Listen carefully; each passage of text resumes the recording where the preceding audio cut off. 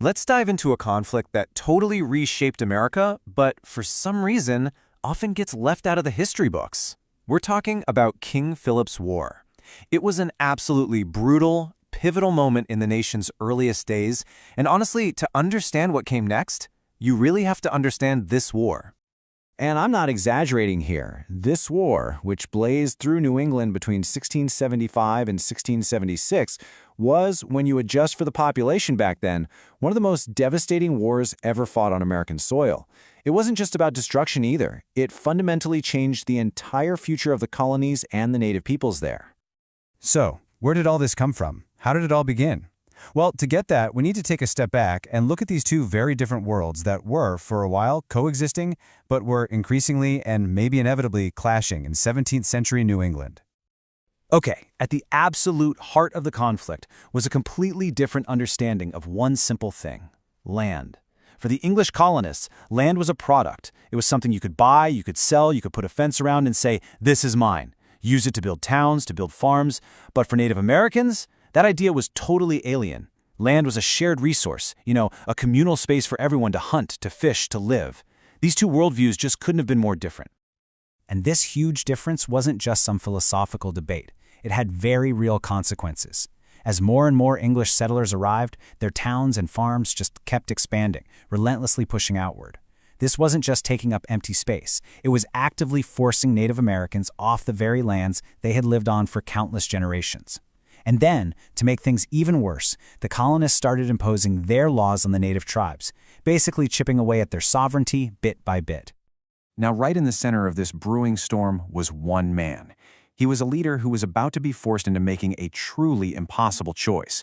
His name was Metacom, but you might know him by the name the English gave him, King Philip. So Metacom was the sachem, that's the leader of the Wampanoag people. The English colonists actually called him King Philip, kind of as a sign of respect, their way of recognizing his status as a powerful leader. And for a while, he really did try to work with them. But Metacom, a man who had initially tried to keep the peace, was being pushed to the absolute brink. I mean, just imagine it. He's watching his people's ancestral lands shrink day after day. He's seeing their entire culture, their traditions, everything they are being threatened by this encroaching English world. And on top of it all, he's feeling this ever-tightening grip of colonial governments trying to tell him and his sovereign people what to do. He was completely backed into a corner. So you have to ask yourself, from his perspective, as he's watching the slow-motion erasure of his people, was war really a choice, or was it the only option he felt he had left to fight for their survival? Well, that decision, once it was made, it set the entire region on fire. It was like a powder keg waiting for a spark. And in 1675, that spark finally came, igniting a war that would engulf all of New England. So what was that final trigger? It came when colonial authorities executed 3 Wampanoag men for the death of another native man who had been a colonial informant. For the Wampanoag, this was the absolute last straw. Any shred of trust that was left was just shattered. And in response, their warriors launched retaliatory attacks. The war was on. And the scale of the violence that followed was just staggering. Get this, more than half of all English towns in New England were attacked. Many were burned to the ground. This wasn't some distant skirmish on the frontier. No, this was a war that brought terror and destruction right to everyone's doorstep. Now, despite the ferocity and the early successes of Metacom's alliance, the tide of the war eventually began to turn. The colonists just had some major advantages. For one, they had a much larger population to pull soldiers from. They also had better supply lines and more advanced weapons. And critically, this is so important, they managed to secure alliances with other powerful native tribes, like the Mohawk and the Mohegan, who, for their own strategic reasons, decided siding with the English was their best bet. When the fighting finally sputtered out in 1676, with the death of Metacom himself, the consequences were, well, they were profound and devastatingly one-sided. For the native peoples of New England, it was really the beginning of a stolen future. Just look at how this breaks down. For Native Americans, the result was utter devastation. Their population was decimated. Thousands were killed, many were sold into slavery in the Caribbean, and countless others were forced to flee.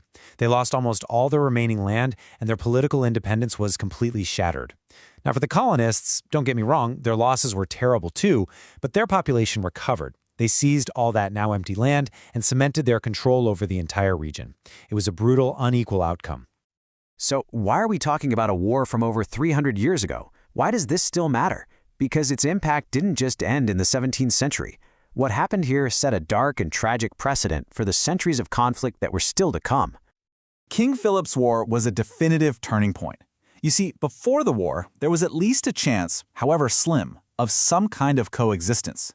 But after the war, that possibility was basically gone. It created this deep, permanent fracture in the relationship between settlers and Native Americans.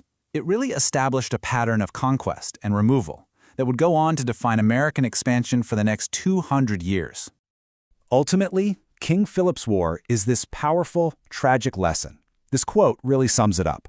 It's a stark reminder of how these conflicts over land, these deep cultural misunderstandings, and these raw struggles for power, if they're left to fester, can explode into something truly devastating, with consequences that ripple out for generations.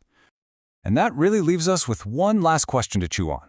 When you look around today, at modern debates over land rights, over cultural sovereignty, and the complicated history between the U.S. government and Native nations, you just have to wonder, how do the echoes of this forgotten war that raged through the forests of New England so long ago still shape the world we live in today?